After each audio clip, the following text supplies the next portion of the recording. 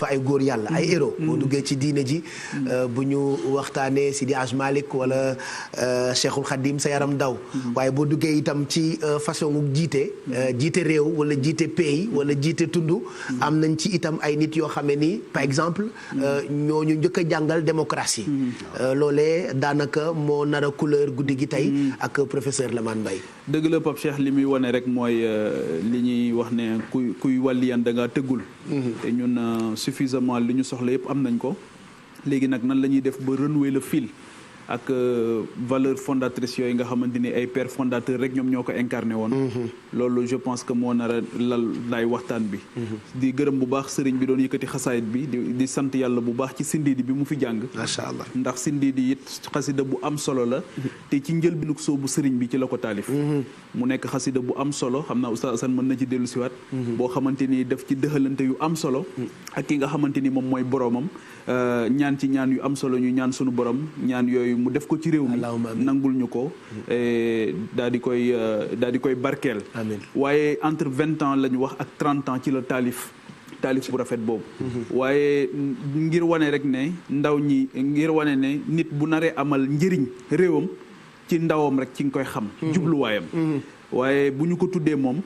Cheikh Ahmadou Bamba Khadim Rasoul tudd ñi nga xamante ni yëpp ñoom la jamonoonteel ak ñi nga xamante ni ñoo ko jiitu noonu la ñuy tuddee tamit koo xamante ni ci 10 mai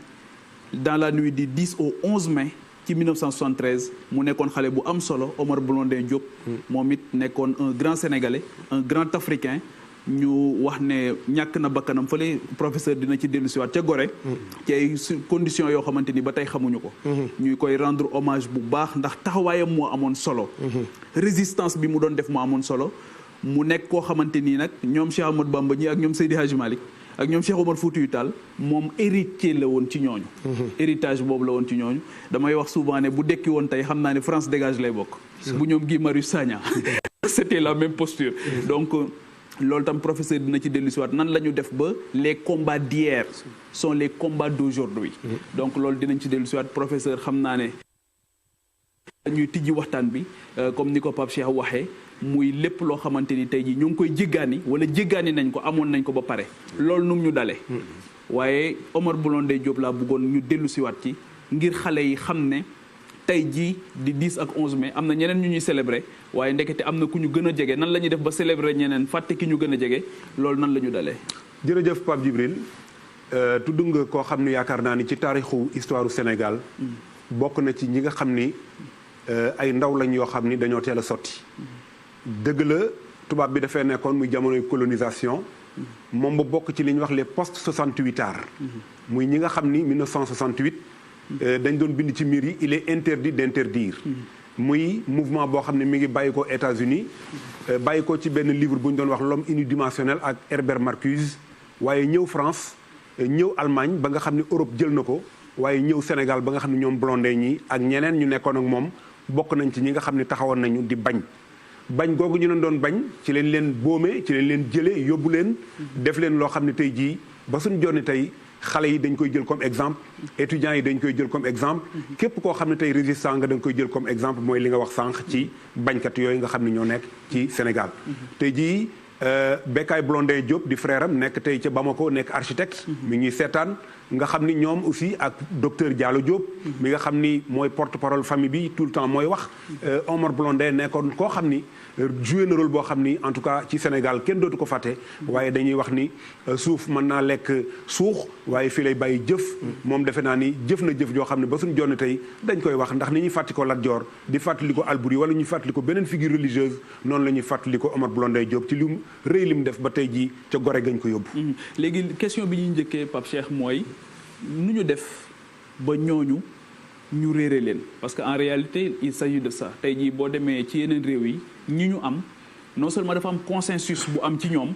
waaye dafa am bés yoo xamante ni bu dellusee ñëpp dañu mémoire collective bi yëpp dañ leen di ndamoo di leen dimbalikoo tamit ci seen quotidien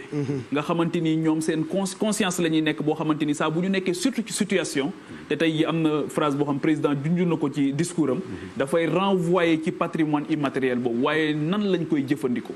dëgg la Pape xam nga dañuy wax ni Sénégal boo ko doon xool dafa am benn instant boo xam ni bu fekkee lu tubéy la geeño gi dafa dagg léegi nag pour defaraat ko ci nga gis sax ñu def histoire générale du Sénégal may nuyu bu baax le professeur Iba Der Thiam ak équipe bi nga xam ne ñoom la àndal yépp mbaax Pape Cheikh Anta dafay wax ci nation nègre et culture dans la préface mu ni l'essentiel pour le peuple est de retrouver le fil conducteur qui le relie à son passé ancestral le plus lointain possible devant les agressions culturelles de toutes sortes devant les facteurs désagrégeants du monde extérieur l'arme culturelle la plus efficace dont puisse se doter un peuple est ce sentiment de continuité historique ci gàttal mooy patrimoine immatériel boobu nga wax ñi nga xam ni ñoo samp cosaan li bu fekkee ni bëgg nañu réew mi delluwaat fa mu nekkoon il faut que ñuy fàttali ko ñu mel noonu ndax dañuy wax ni kenn mënut a def tey retour au 19e siècle kenn mënut a tam tey retour au 16e siècle mais mën nañu wax recours au passé retour au passé mënatuñ ko wax mais mën nañoo recourir aux valeurs loolu nga laaj sànq loolu nag ni ñu koy defee mooy dellu siwaat ci ñi nga xam ne tey mooy la tradition orale mooy ñi nga xam ne tey ñooy les dépositaires transmetteurs ñu dem ci ñoom ndax réew mi ñu nekk dafa am loo xam ne nekkul ci bibliothèque yi waaye mi ngi ci dënn yi ñooñu dañuy dem ci ñoom bu ko defee ñu def li tubaab di wax passage au crible bu ñu jëlee kenn ku nekk li nga wax ñu sottat xalaat bi bu ñu ko xoolee yaakaar naa ne Pape Djibril danañ mën a dem fu sori foo xam ni lépp loo xam ne mag ñi bàyyi woon nañ ko danañ ko mën a jëfandikoo. parce que daf ci am yoo xamante ni ñu ko dundoon ñu ngi fi ba tey te binduñ ci ba tey. jërëjëf Pape xam nga loolu bokk na nag ci suñu feebar mooy bind. xam nga ñun dañu bokk ci li professeur Mamoussé Diagne ji wax les civilisations de l'oralité. maanaam ñun dañoo civilisation wax lañu. boo xoolee am na lu ñuy wax ay géwël. am na lu ñuy wax ay waxkat. am na lu ñuy wax ñoo xam ne ñoo yor cosaan ak aada ñooñu nag yeex nañoo bind. boo xoolee Afrique ñi doon bind mooy boo demee Sierra Leone wala nga dem Libéria waaye ñi ci gënoon a avancé Cameroun lañ nekkoon mooy li ñuy wax l'écriture Bamoun. ku ñuy wax Ibrahima Njoya moo jëkk a traduire la Bible en Bamoun moom la ñuy wax l'écriture Bamoun. waaye ñun suñu société yi ay société wax lañu looloo tax ñu ni tradition orale bi il faut ñu recueillir textes yi nga xam ni def nañ ko comme ni ñu ko UNESCO waxee woon en 2003 bu ñu ko defee loolu ba pare nag doo koo dajale nag bind ko transcrire ko traduire ko pour que loolu mën a fexe ba raw li nga xam ne moom la Pape Cheikh doon wax sànq ndax lu ñu bindul rek dañu koy daal di ñàkk ci lépp loo bindul day naaw. mais professeur est-ce que loolu dina yomb. Fati dina yomb parce que ñun ñi ci la ñuy def suñuy thèse de doctorat boo demee tey université Cheikh Anta Diop am na ñoo xam ne def nañ ko ci pulaar am na ñoo xam ne def nañ ko ci séeréer am na ñoo xam ne def nañ ko ci joola kenn ku ci nekk dellu nga ci cosaan li nga xam ne fa nga nekkoon nga jël ay cassette enregistré ay mag ñëw toog transcrire ko traduire ko analyser ko def ko ay livres yoo xam ne dinañ ko mën a sottantal ba askan yu mën koo jariñoo. léegi histoire tamit discipline scientifique la maanaam loo xamante ni aussi ça bu ñu dafa laaj benn rigueur scientifique benn travail scientifique boo xamante ni xëy na dina am confrontation waaye bu ñu ko génnee nit ñi dinañ ci maanaam comité scientifique dinañ ci mën a d'accord ndax ni ko ñeneen ñi di defee yeneen réew yi nga xamante ni possibilité bi ñu am génne seen mag ñi teg ko càmbar ko xool sax yenn saa yi fi ñu échoué xool fi ñu réussir xool lu taxoon ñu échoué ak lan moo taxoon ñu réussir lan moo tax ñun loolu tamit ñu am faiblesse boobu ba tey ci jàngat bi ñuy jàngat suñu histoire u réew. loolu Pape yaakaar naa ni ñi ngi koy def ci réew mi parce que commission boobu ma la doon wax sànq